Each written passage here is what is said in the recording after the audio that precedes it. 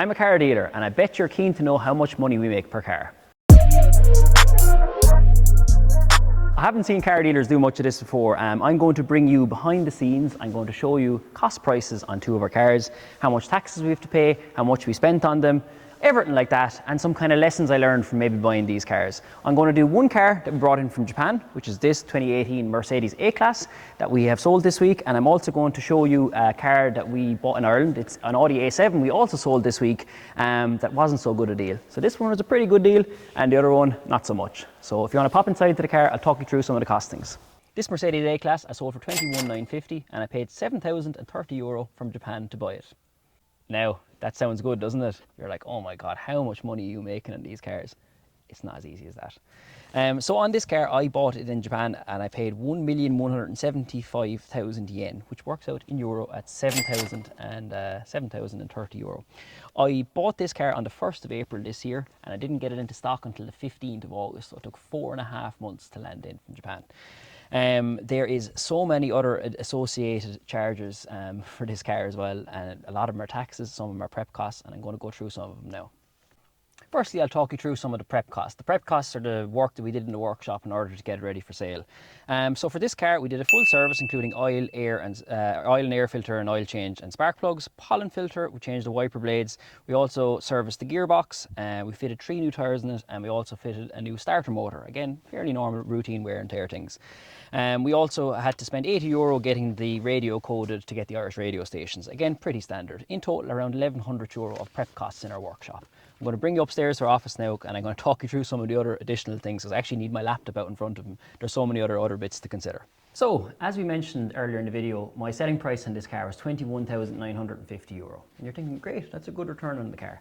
Straight away, we have to take off the VRT in this car. So the VRT on this one was €4,484. Then what we have to do as well, we have to pay 23% VAT on the balance. So 23% VAT is due on the balance, which works out on this one at €3,266. So my actual selling price, less VRT and less VAT, is not 21,950. It's actually €14,200. Other costs on this one as well, as I said, other than the €1,065 prep cost, which we've already discussed, was shipping. Shipping on this car was €1,071 in order to get this car shipped over from Japan.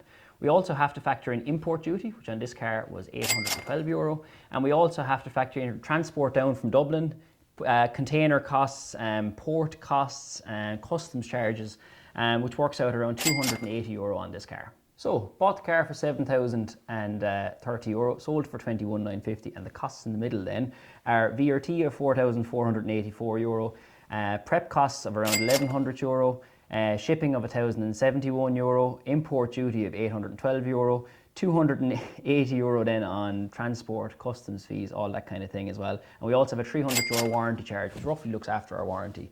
Our net profit at the end of all this is around €3,300. I've done other TikToks before where I've discussed that the cost price in Japan is usually actually lower than the Irish taxes, and it's true for this one as well. I paid €7,030 for the car, and the Irish taxes are €8,562. And as I've gone through it as well, we already had our other costs such as shipping, our prep costs, and all that kind of thing as well. At €3,300, I'm actually happy with that deal. That's a good deal for us, and it's slightly above average than we'd normally be getting for a car that we'd sell. So €3,300, that is a good deal, more than please. So you've seen what we made on the 2018 Merc A-Class. This was a nice deal. We're happy with the money made in that. Obviously it took a bit of time for it to come in from Japan and all that, but overall it was a good deal and we made good profit in it. Next, I want to show you a car that we didn't particularly do well out of. I've done a few videos on this car before. It's our 2017 Audi A7. We bought this car in February. We've just sold, it's waiting to be collected. I bought this car in February from another dealer in Ireland and I paid €22,900 for this car. So it's been in stock now, do the maths on that, it's been in stock now 7 months and we haven't had a huge pile of interest in it. I think I was originally looking for too much money for it. I was asking 28, 29 grand. We eventually were selling this car out at 26,450. But the thing is with this car, this needed a lot of prep work in order to get it ready for sale. So I'm going to go through some of the work we did in it now.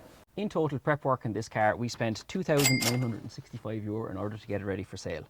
A lot of stuff for maintenance bits needed to be done to it, but there was a few little issues with the car that we needed to get sorted, and we'd much rather sort it now than wait until a month or two after the customers bought the car and they come back with a warranty problem. So we fully inspected the car, we fully serviced it, we refitted new brake discs and pads, we serviced the gearbox, we fitted a new oil cooler, gaskets and coolant shut-off valve, new rocker cover and gasket, we replaced all injectors, washers and seals, and fitted 4 brand new tyres in it, and they're 20-inch tyres as well in it.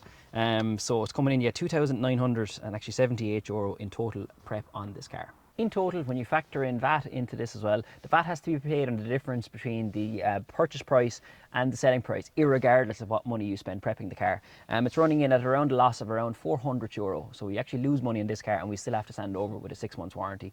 This happens sometimes, unfortunately. Sometimes you buy cars that in hindsight maybe you shouldn't have bought, or sometimes prep costs are a little bit higher than you thought as well. It's important when you make a loss on a car like this, or if you have a car in stock for something like 7 months as we did with this one, that you learn a bit from it or have some reflections as to what went wrong so you can try and avoid doing it again. On this particular car, you have to remember with these cars as well, there's 150,000 kilometers in this car. It's an 8-year-old Irish car. Now this car is in super condition now because we spent the £3,000 prepping it. But when you're buying a car like this, especially blind from another dealer, i.e. we didn't see it first before I put the bid on it, you're going to have to allow a good margin, because again, a £2 or £3,000 prep on something like this is actually pretty common. A lot of them do need this much work in order to get them ready for sale. I suppose also in hindsight, looking back in it now, given my experience with this car, if I was buying another A7, I would probably buy the 272 brake horsepower one, as they're slightly better sellers for us and you'd fetch more money for them.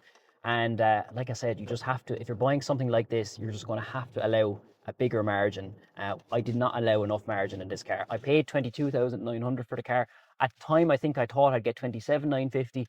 That's a £5,000 margin, which sounds like a lot, but I spent £3,000 on it, and there's over €1,000 prep on the cars. Sorry, over €1,000 VAT to be paid on that margin anyway, and I didn't even get that kind of money for it. So yeah, in hindsight, wasn't a good deal, and I made a mistake here. So my final thoughts on this. Some cars we sell we do really well out of. The A-Class was a good deal. We're really happy with that. This Audi A7, sometimes it gets to a point as well that you kind of have to just forget about profit in a particular car. You just actually have to get the unit moved on, and you have to get the money in the bank that you can buy another car that you'll hopefully make good money off. That's the name of the game. I sell cars sometimes at a loss, but you have to keep the wheel turning, you have to keep your stock moving, and there's often lessons that you will learn along the way as well. I mightn't buy a particular car again, I might buy more of a particular car again, but you can't be afraid of making tiny mistakes, or else you'll never expand your stock profile, or else you'll never do any bit different whatsoever. So I hope this gives you a representative example. This would be just 2 typical deals of one particularly, I suppose, a bad deal and one decent deal as well. If anyone has any questions or would like me to cover any of these topics in more detail, just drop a comment below.